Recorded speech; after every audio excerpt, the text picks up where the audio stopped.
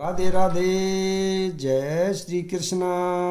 आज मैं श्रीमद् भागवत गीता का अध्याय नंबर 16 का सीरियल नंबर 4 को पढ़ रहा हूँ। उनका विश्वास है कि इंद्रियों की तुष्टि ही मानव सभ्यता की मूल आवश्यकता है। इस प्रकार मरण काल तक उनको अपार चिंता होती रहती है।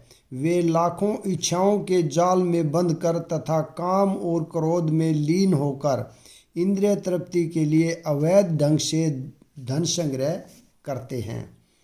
तात्पर्य, आसुरी लोग मानते हैं कि इंद्रियों का भोग ही जीवन का चरम लक्ष्य है और वे आमरण इसी विचारधारा को धारण किए रहते हैं। वे मृत्यु के बाद जीवन में विश्वास नहीं करते। वे यह नहीं मानते कि मनुष्य को इस जगत में अपने कर्म के अनुसार विविध प्रकार के शरीर धारण करने पड़ते हैं। जीवन के लिए उनकी योजनाओं का अंत नहीं होता और वे एक के बाद एक योजना बनाते रहते हैं जो कभी समाप्त नहीं होती। हमें ऐसे एक व्यक्ति की ऐसी आसुरी मनोवृत्ति का निजी अनुभव है जो मरण काल तक अपने वैद्य से अनुनय विनय करता रहा कि वह किसी तरह उसके जीवन की अवधि 4 वर्ष बढ़ा दे, क्योंकि उसकी योजनाएं तब भी अधूरी थी। ऐसे मूर्ख लोग यह नहीं जानते कि वैद्य क्षण भर भी जीवन को नहीं बढ़ा सकता। जब मृत्यु का बुलावा आ जाता है तो मनुष्य की इच्छा पर ध्यान नहीं दिया जाता। प्रकृति के नियम किसी को निश्चित अवधि के आगे क्षण भर भी भोग करने की अनुमति प्रदान नहीं करते। आसुरी मनुष्य जो ईश्वर या अपने अंतर में स्थित परमात्मा में श्रद्धा नहीं रखता, केवल इंद्रिय तृप्ति के लिए सभी प्रकार के पाप कर्म करता रहता है, वह नहीं जानता कि उसके हृदय के भीतर एक साक्षी बैठा है। परमात्मा प्रत्येक जीवात्मा के कार्यों को देखता रहता है। जैसा कि उपनिषदों में कहा गया है कि एक वृक्ष में 2 पक्षी बैठे हैं। एक पक्षी कर्म करता हुआ टहनियों में लगे सुख दुख रूपी फलों को भोग रहा है और दूसरा उसका साक्षी है। लेकिन आसुरी मनुष्य को न तो वैदिक शास्त्र का ज्ञान है न कोई श्रद्धा है, अतएव वह इंद्रिय भोग के लिए कुछ भी करने के लिए अपने को स्वतंत्र मानता है। उसे परिणाम ही की परवाह नहीं रहती। आसुरी व्यक्ति सोचता है, आज मेरे पास इतना धन है और अपनी योजनाओं से मैं और अधिक धन कमाऊंगा। इस समय मेरे पास इतना है, किंतु भविष्य में यह बढ़कर और अधिक हो जाएगा। वह मेरा शत्रु है और मैंने उसे मार दिया है और मेरे अन्य शत्रु भी मार दिए जाएंगे। मैं सभी वस्तुओं का स्वामी हूँ, मैं भोक्ता हूँ, मैं सिद्ध शक्तिमान तथा सुखी हूँ, मैं सबसे धनी व्यक्ति हूँ और मेरे आसपास मेरे कुलीन संबंधी हैं। कोई अन्य मेरे समान शक्तिमान तथा सुखी नहीं है। मैं यज्ञ करूँगा, दान करूँगा और इस तरह आनंद मनाऊँगा। इस प्रकार ऐसे व्यक्ति अज्ञान वंश मोहग्रस्त होते रहते हैं। इस प्रकार अनेक चिंताओं से उद्विग्न होकर तथा मोहजाल में बंध कर वे इंद्रिय भोग में अत्यधिक आसक्त हो जाते हैं और नरक में गिरते हैं। तात्पर्य, आसुरी व्यक्ति धन अर्जित करने की इच्छा की कोई सीमा नहीं जानता। उसकी इच्छा असीम बनी रहती है। वह केवल यही सोचता रहता है कि उसके पास इस समय कितनी संपत्ति है और ऐसी योजना बनाता है कि संपत्ति का संग्रह बढ़ता ही जाए। इसलिए वह किसी भी पापपूर्ण साधन को अपनाने में झिझकता नहीं और अवैध तृप्ति के लिए कालाबाजारी करता है। वह पहले से अपनी अधिकृत संपत्ति तथा भूमि, परिवार, घर तथा बैंक पूंजी पर मुग्ध रहता है और उनमें वृद्धि के लिए सदैव योजनाएं बनाता रहता है।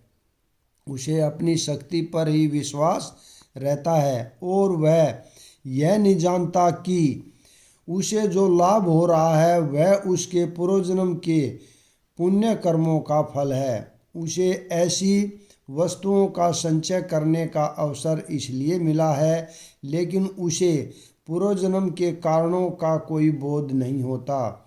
वह यही सोचता है कि उसकी सारी संपत्ति उसके निजी उद्योग से है। आसुरी व्यक्ति अपने बाहुबल पर विश्वास करता है, कर्म के नियम पर नहीं। कर्म नियम के अनुसार पूर्व जन्म में उत्तम कर्म करने के फलस्वरूप मनुष्य उच्च कुल में जन्म लेता है या धनवान बनता है या सुशिक्षित बनता है या बहुत सुंदर शरीर प्राप्त करता है। आसुरी व्यक्ति सोचता है कि ये चीज़ें आकस्मिक है और उसके बाहुबल के फलस्वरूप हैं। उसे विभिन्न प्रकार के लोगों, सुंदरता तथा शिक्षा के पीछे किसी प्रकार की योजना नहीं प्रतीत होती।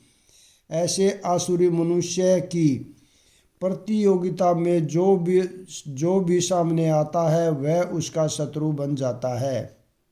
ऐसे अनेक आसुरी व्यक्ति होते हैं और इनमें से प्रत्येक अन्यों का शत्रु होता है। यह शत्रुता पहले मनुष्यों के बीच, फिर परिवारों के बीच, तब समाज में और अनंतर राष्ट्रों के बीच बढ़ती जाती है। अतएव विश्व भर में निरंतर संघर्ष, युद्ध तथा शत्रुता बनी हुई है। प्रत्येक आसुरी व्यक्ति सोचता है कि वह अन्य सभी लोगों की बलि करके रह सकता है। सामान्यतः ऐसा व्यक्ति स्वयं को परम ईश्वर मानता है और आसुरी उपदेशक अपने अनुयायियों से बताता है, कहता है कि तुम लोग ईश्वर को अन्यंतर क्यों ढूंढ रहे हो? तुम स्वयं अपने ईश्वर हो। तुम जो चाहो सो कर सकते हो। ईश्वर पर विश्वास मत करो, ईश्वर को दूर करो, ईश्वर मृत है। ये ही आसुरी लोगों के उपदेश हैं। यद्यपि आसुरी मनुष्य अन्यों को अपने ही समान या अपने से बढ़कर धनी तथा प्रभावशाली देखता है, तो भी वह सोचता है कि उससे बढ़कर न तो कोई धनी है और न प्रभावशाली। जहाँ तक उच्च लोगों में जाने की बात है, वे यज्ञों को संपन्न करने में विश्वास नहीं करते। वे सोचते हैं कि वे अपनी यज्ञ विधि का निर्माण करेंगे और कोई ऐसी मशीन बना लेंगे जिससे वे किसी भी उच्च लोक तक पहुंच जाएंगे। ऐसे आसुरी व्यक्ति का सर्वश्रेष्ठ उदाहरण रावण था। उसने लोगों के समक्ष ऐसी योजना प्रस्तुत की थी जिसके द्वारा वह एक ऐसी सीढ़ी बनाने वाला था जिससे कोई भी व्यक्ति वेदों में वर्णित यज्ञों को संपन्न किए बिना सर्वलोक जा सकता था। उसी प्रकार से आधुनिक युग में ऐसे ही आसुरी लोग यांत्रिक विधि से उच्चतर लोकों तक पहुँचने का प्रयास कर रहे हैं। ये सब मोह के उदाहरण हैं। परिणाम यह होता है कि बिना जाने हुए वे नरक की ओर बढ़ते जाते हैं। यहाँ पर मोह जाल शब्द अत्यंत सार्थक है। जाल का तात्पर्य है मनुष्य मछली की भांति मोह रूपी जाल में फंसकर उससे निकल नहीं पाता। अपने को श्रेष्ठ मानने वाले तथा सदैव घमंड करने वाले, संपत्ति तथा मिथ्या प्रतिष्ठा से मोहग्रस्त लोग किसी विधि विधान का पालन न करते हुए कभी कभी नाम मात्र के लिए बड़े ही गर्व के साथ यज्ञ करते हैं। तात्पर्य अपने को सब कुछ मानते हुए किसी प्रमाण या शास्त्र की परवाह न करके आसुरी लोग कभी कभी तथाकथित धार्मिक या याज्ञिक अनुष्ठान करते हैं। चूँकि वे किसी प्रमाण में विश्वास नहीं करते, अतएव वे अत्यंत घमंडी होते हैं। थोड़ी सी संपत्ति तथा झूठी प्रतिष्ठा पा लेने के कारण जो मोह उत्पन्न होता है उसी के कारण ऐसा होता है। कभी कभी ऐसे असुर उपदेशक की भूमिका निभाते हैं, लोगों को भ्रांत करते हैं और धार्मिक सुधारक या ईश्वर के अवतारों के रूप में प्रसिद्ध हो जाते हैं। वे यज्ञ करने का दिखावा करते हैं या देवताओं की पूजा करते हैं या अपने निजी ईश्वर की सृष्टि करते हैं। सामान्य लोग उनका प्रचार ईश्वर कहकर करते हैं, उन्हें पूजते हैं, और मूर्ख लोग उन्हें धर्म या आध्यात्मिक ज्ञान के सिद्धांतों में बढ़ा चढ़ा मानते हैं। वे सन्यासी का वेश धारण कर लेते हैं और उस वेश में सभी प्रकार का अधर्म करते हैं।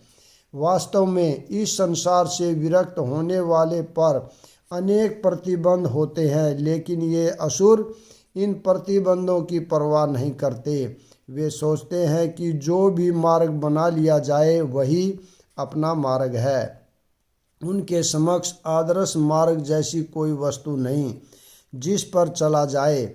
यहाँ पर अविधि पूर्वकम शब्द पर बल दिया गया है, जिसका अर्थ है विधि विधानों की परवाह न करते हुए। ये सारी बातें सदैव अज्ञान तथा मोह के कारण होती हैं।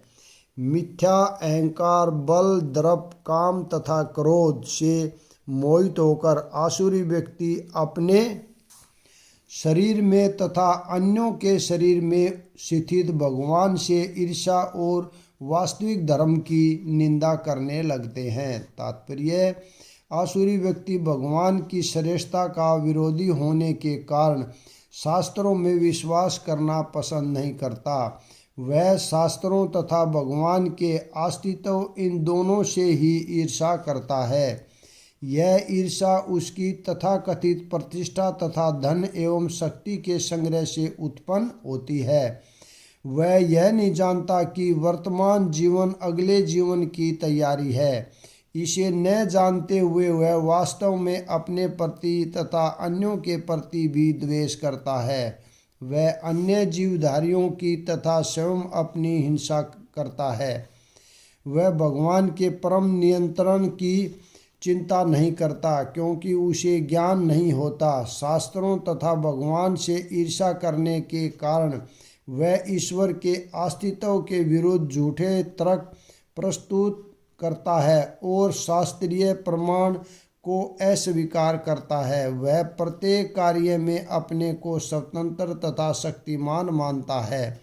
वह सोचता है कि कोई भी शक्ति, बल या संपत्ति में उसकी क्षमता नहीं कर सकता। अतः वह चाहे जिस तरह कर्म करे उसे कोई रोक नहीं सकता। यदि उसका कोई शत्रु उसे इंद्रिय कार्यों में आगे बढ़ने से रोकता है तो वह उसे अपनी शक्ति से छिन्न भिन्न करने की योजना बनाता है। यहाँ पर मैं विराम देता हूँ, अगला भाग कल पढ़ेंगे। राधे राधे, जय श्री कृष्णा।